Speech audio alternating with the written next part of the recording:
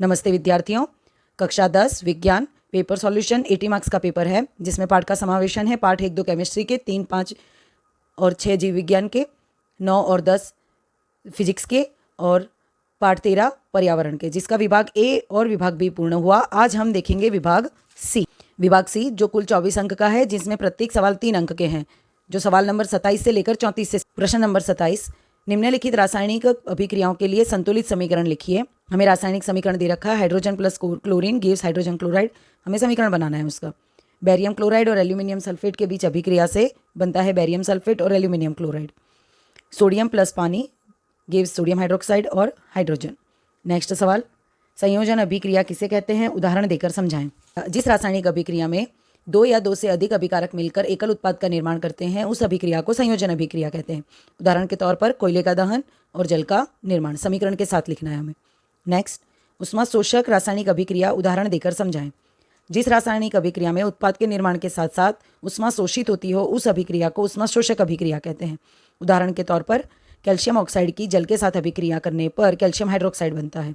और प्राकृतिक गैस का दहन, methane plus oxygen gives carbon dioxide, पानी और उष्मा। इस अभिक्रिया में उष्मा शोषित होती है, इसलिए इस अभिक्रिया को उष्मा शोषक रासायनिक अभिक्रिया कहते हैं। नेक्स्ट, निम्न अभिक्रियाओं के शब्द समीकरण तथा संतुलित समीकरण लिखिए। पहली अभिक्रिया है मंद सल्फ्यूरिक एसिड की दानेदार जिंक के साथ अभिक्रिया।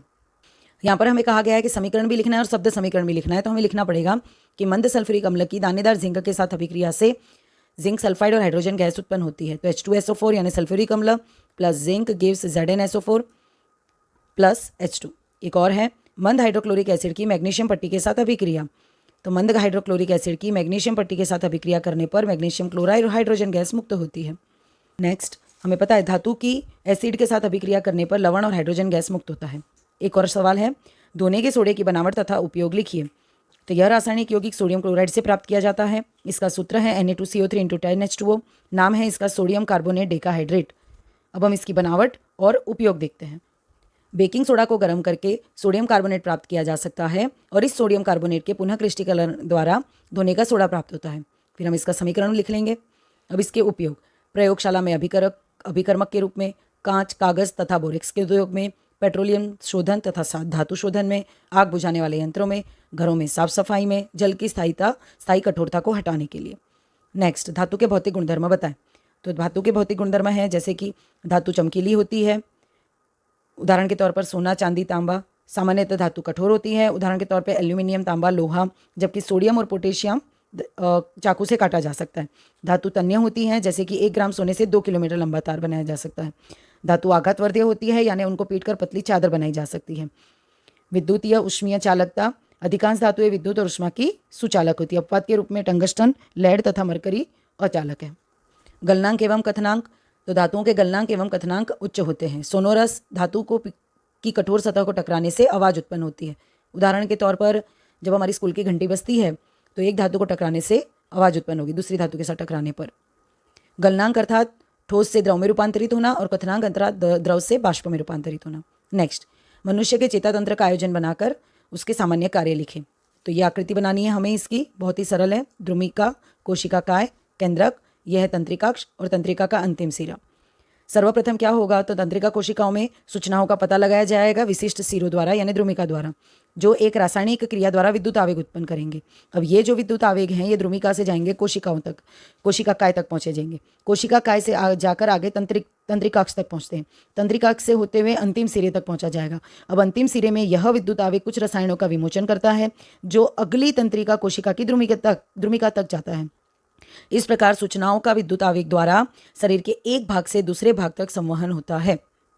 नेक्स्ट, उत्तल लेंस के सामने वस्तु AB को 2f1 पर रखने से बनते प्रतिबिंब की किरणाकृति खींचकर उसका स्थान, प्रकार और परिणाम लिखें। तो अगर प्रतिबिंब 2f1 पर रखा जाएगा तो प्रतिबिंब की स्थिति प्राप्त होगी 2f2 पर। साइज समान साइज होगी, प्रकृति वास्तविक और उल्टा। यदि हम ये सभी वस्तुओं को हमारी स्केल्स की सहायता से 2-2 सेंटीमीटर के अंतर पर बनाएंगे तो बिल्कुल परफेक्ट रेखाकृति तैयार होगी। नेक्स्ट सवाल है, 30 सेंटीमीटर वक्रता त्रिज्या वाले यानी r बराबर 30 सेंटीमीटर उत्तल दर्पण के सामने 20 सेंटीमीटर दूर, यानी वस्तु दूरी 20 सेंटीमीटर है, उत्तल दर्पण है इसलिए हम ये माइनस लेंगे। ऊंचाई 5 सेंटीमीटर है। तो प्रतिबिंब का स्थान, प्रकार और परिणाम लिखें। यहाँ दर्पण की बात की गई है तो हम दर्पण का सूत्र लगाएंगे 1/f बराबर 1/u प्लस 1/v। जहाँ पर f का मान हमें नहीं दिया है, लेकिन हमें f का मान ज्ञात करने के लिए हमें सूत्र पता है r/2f, क्योंकि r बराबर 2f होगा तो f बराबर r/2, जिससे f का मान प्राप्त हो जाएगा। अब हमें यहाँ पे प्रतिबिंब दूरी ज्ञात करनी है, इसलिए 1/v बराबर 1/f माइनस 1/u, क्योंकि वस्तु दूरी माइनस ली जाएगी, प्रत्येक का मान रखेंगे, जिससे हमें v का मान मिल रहा है 8.57 सेंटीमीटर। अब हमें कहा गया है कि प्रतिबिंब का स्थान, प्रकार, परिमाण। स्थान हमें कितनी दूरी पर है वो पता चल गया, अब इसका प्रकार और परिमाण भी ज्ञात करना है, तो वो देखते हैं। आवर्धन का सूत्र वस्तु की ऊंचाई, प्रतिबिंब की ऊंचाई बटे वस्तु की ऊंचाई, प्रतिबिंब दूरी बटे में वस्तु दूरी, क्योंकि m का मान नहीं है तो इन दोनों के मान से हम प्रतिबिंब की ऊंचाई ज्ञात कर सकते हैं। तो जिससे हमें पता चल रहा है कि प्रतिबिंब छोटा, सीधा और आभासी प्राप्त होता है और दर्पण से 8.6 सेंटीमीटर की दूरी पर दर्पण के पीछे बनता है। एक और सवाल है, किसी व्यक्ति को दूरदृष्टि दोष निवारण के लिए -5.5 डायोप्टर पावर के लेंस की आवश्यकता होती है और निकट दृष्टि दोष के निवारण के लिए 1.5 डायोप्टर पावर का लेंस चाहिए। तो दूरदृष्टि दोष और निकट दृष्टि दोष के निवारण के लिए आवश्यक लेंस की हमें फोकस दूरी ज्ञात करनी है। आइए ज्ञात करते हैं। लेंस के पावर का सूत्र है P बराबर 1/f, जहाँ P लेंस का पावर क्षमता और f फोकस दूरी, जो हमें ज्ञात करनी है। हमें P दे रखा है, दूरदृष्टि दोष के लिए दे रखा है 5.5 यानी उत्तल लेंस के लिए मान रखा, हमें फोकस दूरी प्राप्त हुई 18 सेंटीमीटर माइनस में, और निकट दृष्टि दोष के लिए मान रखा 67 सेंटीमीटर उत्तल लेंस के लिए। नेक्स्ट हमारा सवाल है, अपशिष्ट पदार्थ यानी कि नकामा कचरे के प्रकार बताएं। तो मानव हेतु अनुपयोगी और अवांछित पदार्थों को अपशिष्ट पदार्थ यानी कि कचरा कहा जाता है। इसके प्रकार हैं दो, एक तो ठोस कचरा और तरल कचरा। ठोस कचरा यानी साग सब्जी, औद्योगिक कचरा, कृषि कचरा, कांच, प्लास्टिक आदि, और तरल कचरा यानी मल, रसायन, उद्योगों के जो रसायन होते हैं वो, रंजक आदि। विघटन के आधार पर इसके दो प्रकार हैं, जैव निम्नीकृत और जैव अजैव निम्नीकृत। जैव निम्नीकृत पदार्थ की जो वातावरण में कुछ समय बाद स्वतः सूक्ष्म जीवों द्वारा अपघटित हो जाते हैं, जैसे कि फल, सब्जियां, छिलके, जो बाद में खाद, जैव गैस, उर्वरक इस प्रकार उपयोग में लिए जाते हैं। और अजैव निम्नीकृत कि जो पदार्थ प्राकृतिक प्रक्रिया द्वारा विघटित नहीं होते, जैसे कि कांच, प्लास्टिक, DDT, अपमार्जक आदि। तो विद्यार्थियों, 80 मार्क्स के पेपर सॉल्यूशन विज्ञान कक्षा 10 के सेक्शन A, B और C पूर्ण हुआ। आपको सबको अच्छे से समझ में आ गया होगा। धन्यवाद।